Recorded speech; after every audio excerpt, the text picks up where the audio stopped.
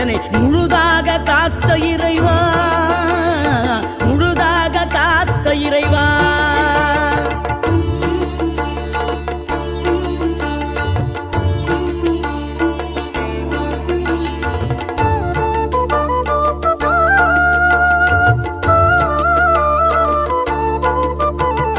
விழுந்தவர்கள் எழுவதுவும் எழுந்தவர்கள் விழுவதுவும் முருகாவும் செயலாலன்றோம்.